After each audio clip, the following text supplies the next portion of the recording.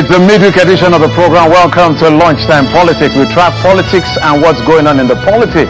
And a lot has happened in the last 24 hours. We'll bring you up to speed at midday right here. I'm Jeffrey Uzonga. Let's get started with the headlines.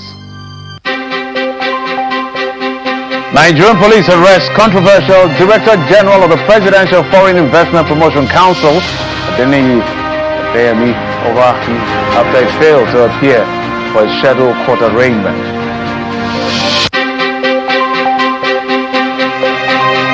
Iran's Revolutionary Guard insists global oil choke point Strait of Hormuz will remain closed until the United States ends what it calls acts of aggression.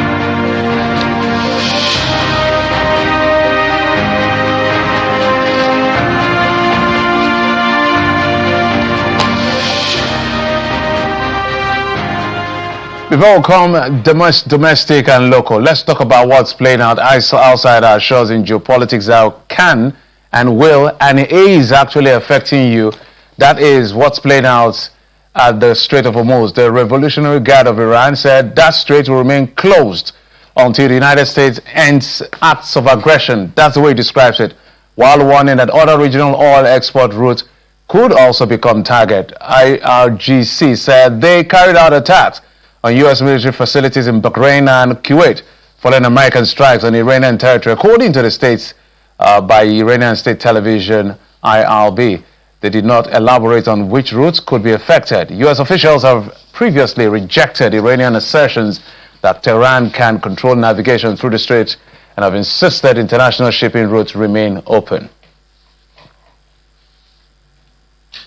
So my natural suspicion, I'm familiar with that area, is the fact that that could be around the Gulf of Aden, that's Bab al-Mandab, that leads from the Gulf of Aden from the Arabian Sea into the Red Sea, that takes you all the way to the Mediterranean Sea, overlooking places like Europe. But let's come back on where the Senate has now cautioned the governor of Oyo State, the Seyi Makinde, to desist from utterances that could trivialize the efforts of the federal government and the nation's security agencies in combating terrorism and kidnapping, following his call on the United Nations to investigate abduction of children, that's school children, and their teachers in a rural local government area of the state. The Senate's position formed part of resolutions adopted yesterday after considering a motion sponsored by the Senate leader Akpeyemi Bamidele and the successful rescue of 39 abducted school children and their teachers.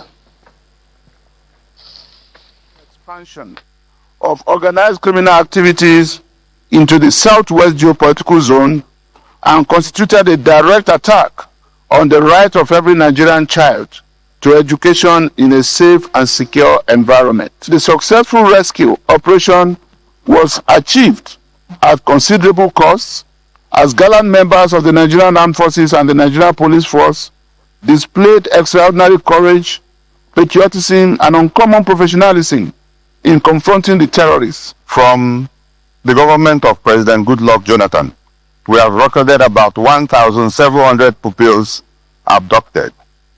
And I also know that there's a safe school initiative established by the government. My question is it working?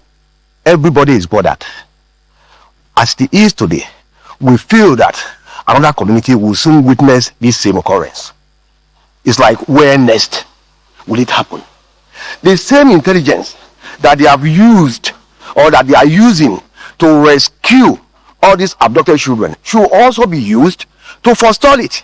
In summary, the need for us to incorporate the provision of psychological support, trauma counseling, and rehabilitation for the rescued victims, not just for the Oyo victims, but every other kidnapped victims. Some school children are still in captivity.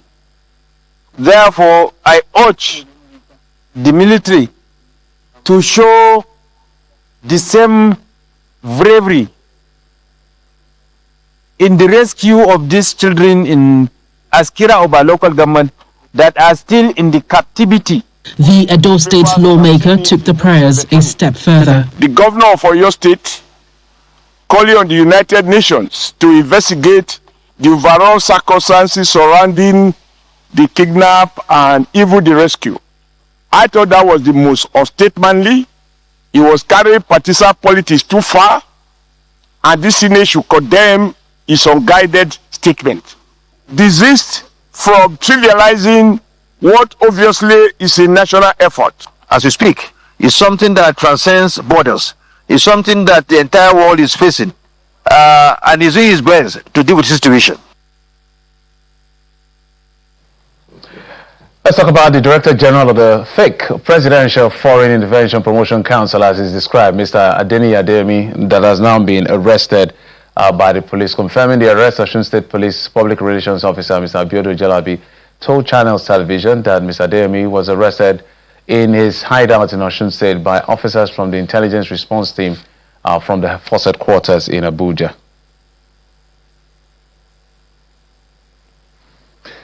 But that's the big conversation today. Now, depending on who you're listening to, there's a lot that has been said. So, Mr. Adeyemi, for those of you who may not be familiar with what's going on, is said to have run a fictitious presidential promotion council. Let's call it an agency within the presidency. Now, it's difficult to believe there were no collaborators because one is the fact that he had a budget, 1.3 billion naira, inserted in our national budget, not in an MDA, in the presidency. That's one hand. He also was working on getting an account with the central bank. Well, the central bank has said, I think the accountant general said the process of opening the account had actually started, but it wasn't open. But the initial report we got from the presidency itself, from Bayo Onanuga, who speaks for the president, said he actually had the account opened already. So that is another narrative. That's another angle people are looking at to be asking a lot of questions as far as this gentleman is concerned. Then another part of it has to do with having an office at the Federal Secretariat. It's not a mall that you walk in and have, a place to have your business or your activities. It has to be approved. And he has staff. And he met top officials of government. So now that he's been arrested, questions have been asked. What about the others? Well, the men who asked those questions, not just journalists, one of them is here, the Deputy Director of SERAP, Socioeconomic Rights and Accountability Project, Mr. Kolawole Oluwadare. Sadari, thank you for coming on the program. No, thank you. Is it believable what you're hearing? Of course it's not. The various public statements that has come from the presidency and the officials speaking for the government hasn't helped. And so this arrest doesn't answer the questions. But it's what the government has been saying is that to believe. And that is why, more than anything else, what Nigerians want to see are the answers to the questions of how did this happen? Who worked with them? There will be no justice if, for instance, I'm just saying, Mr. Adeyemi goes to jail, for instance, without knowing how all this unfolded. From having an agency inserted in the budget, meeting with top officials of government, including officials of foreign government, including having an office at the Federal Secretariat. Even if, perhaps if he's punished, it doesn't answer the questions of how it unfolded, how it happened. And I think that is much more important than his arrest or whatever punishment he's going to face ultimately if he is found culpable. So this for you will pass for a very shoddy job, in fact, borderline corruption. If after all the things we've listed, office at the Federal Secretariat, staff, budgets, bank accounts, and only him goes for this quote-unquote fall. Of course. It doesn't even satisfy the requirement of information, of freedom of information, of freedom of expression. How much more the administration of criminal justice? This is a big heist, if you can call it an heist. And that is why the way I look at this is, I would rather call this agency the disavowed agency, as it were. It's been denied now. So if it is true that he forged all these documents, it is not possible that he acted alone. And that is what I believe the investigation, and perhaps when all this unfolds in court, should show, not necessarily punish him, as it were. And I trust that he will have his day in court. And it will be interesting to see the facts that would unfold in court, including the charges that were leveled against him. From what we know, some charges were leveled against him, I think conspiracy to forgery, according to the police, in October last year, and he was granted bail. But his latest arrest now, it's another question I would want to know. What is the basis of this arrest? If he has been arrested and charged for forgery and impersonation, are there new facts that brings forward new charges? I do not know. So it will be interesting to see what the charges against him now will be. Is the police going to amend the charge already before the Federal Court? Are they filing fresh charges? And then there is the angle of the ICPC. The president had given the ICPC 30 days. The 30 days is counting. I think we're about a week or so that has gone out of the 30 days. Whatever the outcome of the ICPC investigation is, what would it mean? Who is culpable? Ultimately, it's going to be interesting how this unfolds. There are two parts I want to unpack within the time we have, and I will circle around these two parts. Let me start with the first part, the man himself. Let's talk about some of the things we know and what he said. In fact, some of us are thinking that he deliberately went into hiding, had the court to issue warrant of arrest so he can be picked up, because he was complaining that, or raising concern that, if I show up in court, on my way to court, they may kill me. Because he was talking about the gentleman who he had this, he said he never had a physical one-on-one interface with Gbajabiamila, the chief of staff to the president, but he had an intermediary.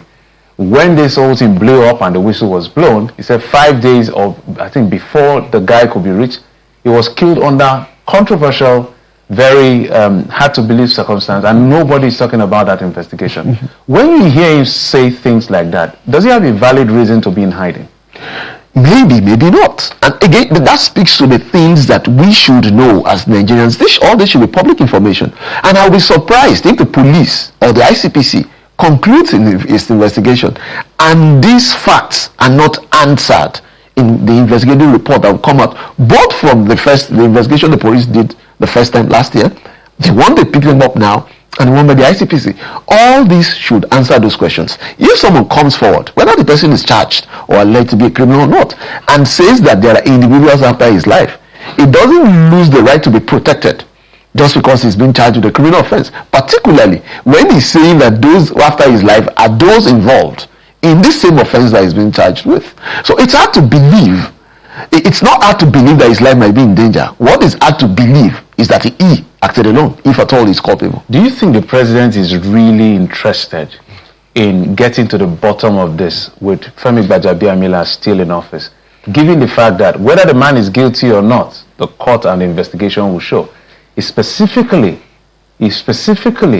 mentioned Femi Gbajabiamila several times about monies, about fallout, even though they didn't have a personal one-on-one contact with him. People are saying, if you are mentioned to this extent, besides every other rumor about things that are around him, given this particular issue, the honorable thing will be for the man to step aside so that proper investigation is carried out. If he's guilty, fine. If he's not guilty, but just a day or two after some of these issues happened, we saw him speak at the maiden edition of media dinner with the president. And the president's body language shows that he's still confident in Gbajabiamila. Yesterday we spoke at NAS. So is the president really interested in looking inwards? The actions from the president clearly shows that the president is not inclined to take any step, either to suspend or to tell Mr. Gbajabiamila to step aside. Apparently the president doesn't want to do that. And I do think there may be no legal obligation on the part of the government. But as you mentioned, honorable and morality, it is just commonsensical that if the allegations, this is not one, this is not two against him, that in the interest of the investigations and whatever will transpire in court, perhaps is in a position where he might interfere with the way the investigations will go, particularly when you look at the office of the chief of staff. This is the man that perhaps after the president might have more political power. It means that even the head of ICPC, to get to see the president, will more or less have to go through the chief of staff. That's what I'm asking. Are they serious at all? So it means that the morality and the sensibility, at least to preserve the objectivity of those investigations, will demand that he perhaps step aside or the president take action to make sure that at least he seems to be objective pending the outcome of the investigations. Of course, stepping aside doesn't mean it's complicit or culpable. It's just to aid the investigation. So do you agree with people to say if the ICPC doesn't ask Femi Gbajabiamila questions whether or not he's guilty, then this is just hush? Not be surprised if they don't. This Mr. Ebiyemi has mentioned his name, so they should ask him questions. His name has been the one that's so they should ask him. I won't be surprised, and that is why I'm looking to the outcome of that investigation. If the ICPC doesn't ask him any questions, of course, it will be a bad investigation. Okay, let's now talk about some of the things that had happened. I try to process as a journalist. We play the devil's advocate. It's difficult to feel and believe with just common sense that this guy acted alone. So let's begin to look at what we found out, that his agency, quotes fake or not fake, found a budgetary provision. It's not in a ministry, in the presidency. I don't know who submits the presidency's budget. I don't know, is it the AGF? It should be the SGF. So, how does the SGF, because now we're calling Femi Gbajabiamila, the SGF too should answer some questions, don't you think so? But when you look at the budget making process, it's not just about inserting figures. The budget went from every MDA, including MDAs tied to the presidency, including the presidency, the state house itself, went to the budget office of the federation where it was collated, sent to the president, who more or less just ceremonially, even though it's a statutory function, present it to the National Assembly. The National Assembly will do all it has to do, including committee hearings, budget defense, and send it back to the president for accent. And don't forget, in all these processes, when he went to the budget office, he was assigned a code. These are things that don't happen automatically. There are processes. There should be a long paper trail that showed who did what and when. So it is not possible. I think we can say that confidently, that he acted alone. Not are we in a hurry if we are expecting more people to go the agency now, the ICPC for instance, and maybe the police, to go after a lot of, should we be hearing names now, or we should wait for the 30 days to say, this is what, because somebody even said something that caught my attention. Somebody said, if this is the, what's the word? That's the word, gatekeeper to the president. The chief of staff is the gatekeeper to the president. He manages stuff. If the document that will come from the ICPC will have to pass through the Femi Gbajabiamila, who is a dramatic person in this matter as alleged, what do you think is going to happen to that document if anything indicting happens? A lot is happening that sounds strange. We have two parallel investigations, as it were. The ICP directed by the president, which doesn't need directives, by the way, and then the one by the police, because I believe Adeyemi wasn't arrested because they needed to just keep him there. He's on police bail. So I'm sure there's another investigation going on. Yeah, and that's a court case. We should hear, and we are not in it. We are not too much in a hurry. If by now we should hear of arrests. If Adeyemi can be picked up having enjoyed police bail based on this same case, then the police should be arresting people now and asking them questions. Maybe we need to give them the benefit of the doubt. I want to believe the police is doing their investigation the same way the ICPC is doing theirs.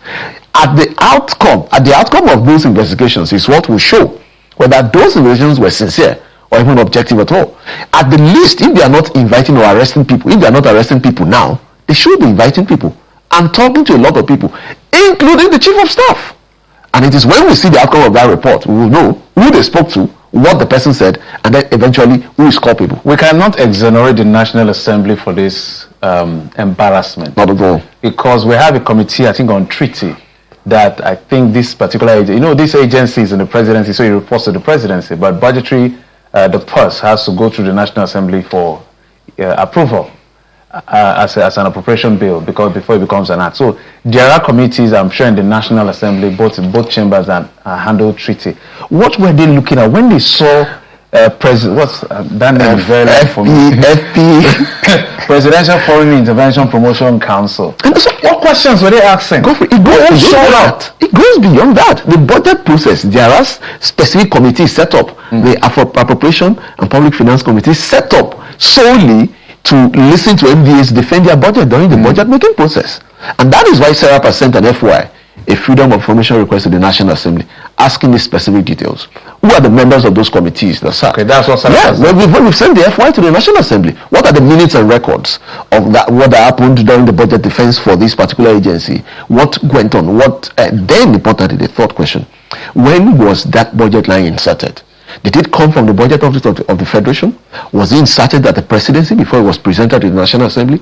Was it inserted at the appropriation committee hearing stage? Or was it inserted after the National Assembly passed the appropriation bill and then it was sent to the president for accent? We are yet to get a response to that FOI. That's a good sequencing. Yes, and that we are waiting to get a response to that FOI. If you do not get it, our lawyers are already working on processes to perhaps see this as another public interest litigation. Because I'm just thinking about the entire sequence of appropriation. It's a long process. It takes months. It's a tedious process. It takes months. So let's also look at another layer that, to be very honest, the more you think about it, the more unbelievable it gets. Exactly. It gets unbelievable. So that's why this has to be thorough and properly investigated. The gentleman I heard was arrested, I think, sometime around October. Yeah, last year. That budget the 2026 budget was presented in December. The president signed that budget into law somewhere, I think around March or so, early part of 2026, or the first quarter of 2026. So, and he said, as at the time the budget was being prepared, he was incarcerated when he was arrested. So, I'm sure you understand the difficulty. I'm in a very difficult position to process.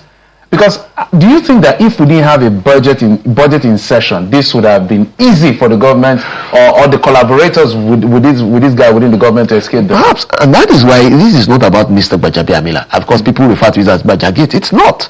It's about the failure of several institutions that has failed. And perhaps it's not failure, perhaps it's negligence, and perhaps it's collusion. But we can call it failure because at each stage, these institutions manned by individuals that should be asking questions now fails to do their job. One man cannot take the fall for all of this. There are various aspects in the budget making process that takes months where this should have been found out. It didn't, and now the president seems it's easy, disavow the agency, it's fake, punish him, and then we forget about it. I do not think that's not going to happen. I don't think journalists like me and the rest of my colleagues and people like you should let this man take the fall alone, because of course I think it's almost established who he is.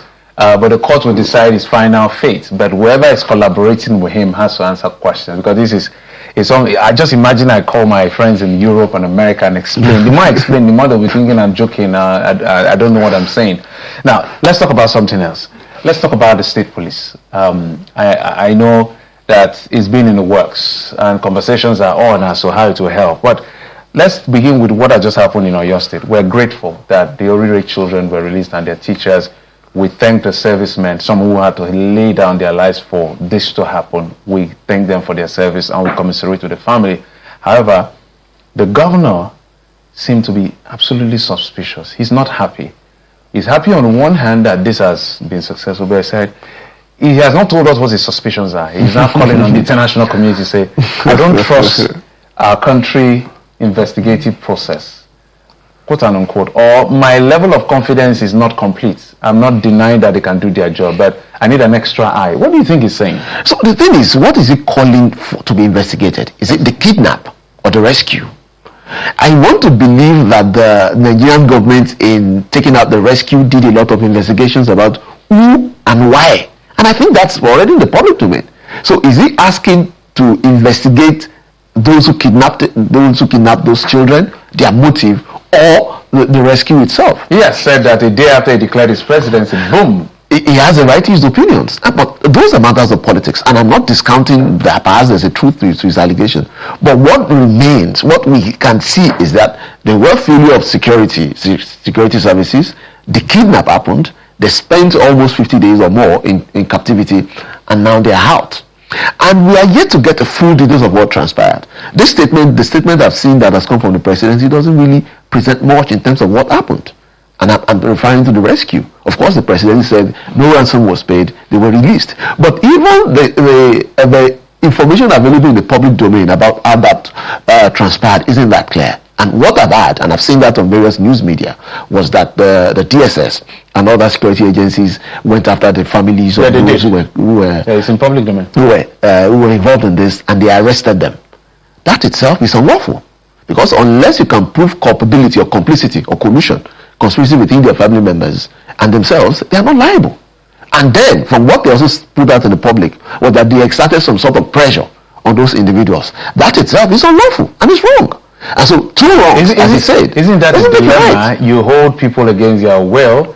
Although I know that when he's arresting a suspect in place, a family it's wrong. Suspect, it's against AGJA Section 7. It's even against the constitutional provisions. So, but they got the results. The state has to take the argument, without making a case, the state had to take extraordinary measure, because they were asking, from what we understand, they were asking, this is Ansaro that is affiliated with Al-Qaeda, and Al-Qaeda, the Ansaro people are the element that broke off from Boko Haram because they disagreed on a few things. So they were asking for an exchange of two of their leaders that are incarcerated since last year, and the government said, we're not budging. That is too much of a demand. It's not going to work. And so they had to go after their family members to put pressure. So what other options was left on the table? They go full blown, they take out the kids, collateral damage. You need to look at the implications. Now, this gives every security agency in Nigeria power to go after me if a relative of mine does something wrong for something that's even minor as a traffic offense, that is a crime. And that is what it means. What it simply means, in spite of the good result that it brought out, is that the state, the Nigerian state, is sanctioning illegality and a breach of due process. It is against the constitution. Could it be because this is terrorism? Even the terrorism act, not traffic offense. No, even the terrorism act does not breach the fundamental provisions in the constitution unless the security forces could prove that those family members, of course, they could be invited, they could be asked questions whether they were complicit and in conspiracy to kidnap. Of course, they will be liable. Or should the state have been silent about this MO? And that is why I'm saying, if it is true, then it will be unlawful what the state has done. And it is not because I am saying so, it is what the law says. Two wrongs, as they say, doesn't make it right. Let's begin to close with state police question and your intervention. Everybody seems to, because we understand how state police work in other climes that have institutional independence. Here we don't. Let's not fool ourselves. Whether it's INEC, whether it's police, there's a lot of even the judiciary is not exempt from these interferences by the political class. They said they put guardrails. I've seen some of the provision of those guardrails, but I think it would be naively foolhardy to believe that there will be no abuse. What do we do in the inevitability of abuse? Every action, including the speed at which the bill has been passed, seems to point to the fact that state police is more of a political considerations for those who are pushing it, including the president and this administration. And that is why the kinks and the details of what will make it work in the interest of the citizens are here to be underplayed. A very important part among many is the administration of criminal justice. For instance, which prisons will those who have been arrested or tried by the police go? Prisons is still under is a federal institutions. What about the administration of criminal justice procedure across the states? The Ministry of Justices. The challenge that we've seen with the prosecution and trial of inmates awaiting trial. How will state police make sure that doesn't become a problem? And so everything points to the fact that this administration wants to push through state police, which is a good initiative, but it appears to be for political gain with little or no attention to the things that matter to the people. I trust SERAP. It will not happen under your watch. You have multiple litigations. So you have your work cut out for you. I must thank you so much. Kolawole Oluwadare is the Deputy Director of Socioeconomic Rights and Accountability Projects, SERAP. Thank you. Thank you very much. Always a pleasure to talk to you. And that's it on the program. Thank you for your time and company. I'm Jeffrey Uzoma. You've been SERAP on Lunchtime Politics. Bye-bye.